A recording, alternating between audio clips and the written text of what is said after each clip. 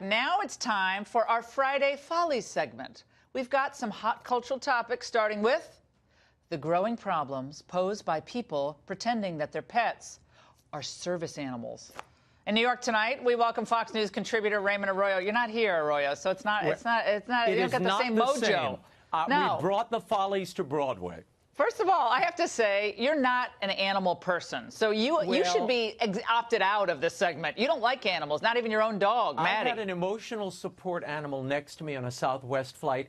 It literally, I'm not lying, it was chewing on my shoe. So I have a little grievance against these animals. Oh, fine. All right. They are, the numbers of these emotional support animals have gone through the roof, Laura. From 481,000 2 years ago to 751,000 animals.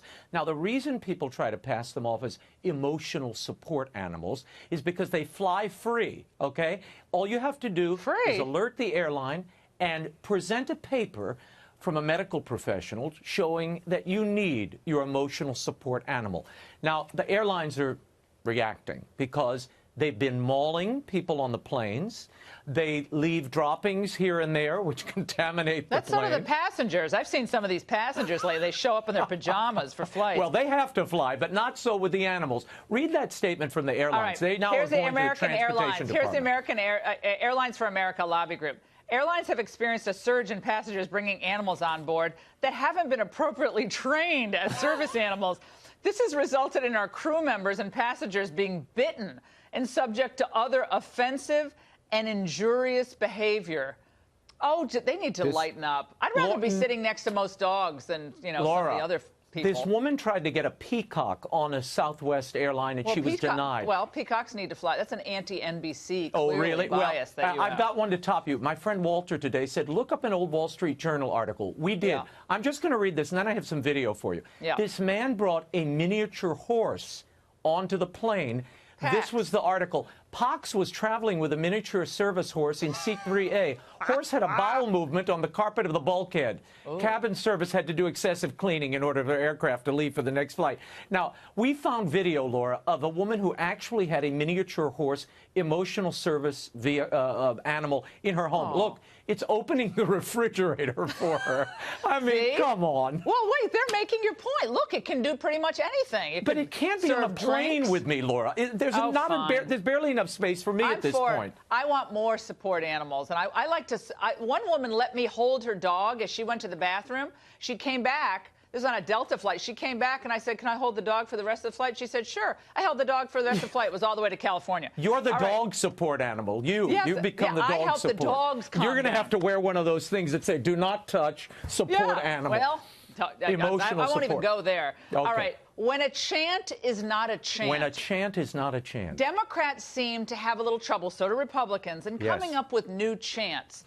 And you pointed this out because Nancy Pelosi was at a tax rally this past week, and it was saying that Democrats are going to raise taxes on the rich. Republicans are letting the rich get off scot-free. Let's hear some of this lame chant. We cannot let it stand. We won't let it stand. We won't let it stand. We won't let it stand. We won't let it stand. Repeal the Trump tax, replace the ones that passed it. Repeal the Trump tax, replace the ones that passed it. Repeal the Trump tax, replace the ones that passed it. Repeal the Trump tax, replace the ones that passed it. Oh, is that bad? These are not chants, Laura. These are not great chants. Repeal the one, you can't even remember it. It's so long, and you know, they could try to sing it with you know, in a meter. A chant has to be. It has to have rhyme. It should have a certain musicality.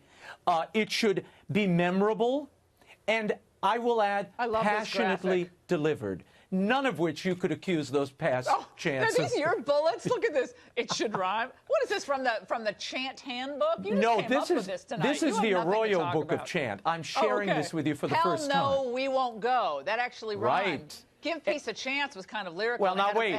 And it also had a song to it. I want to be bipartisan here. Yeah. This is Mitt Romney. Listen to this supposed chant. Oh, come on. That's mean. Let's listen. Wait a second. Romney Ryan, Romney Ryan, Romney Ryan. An unmemorable chant, if there ever was one. Poor Mitt.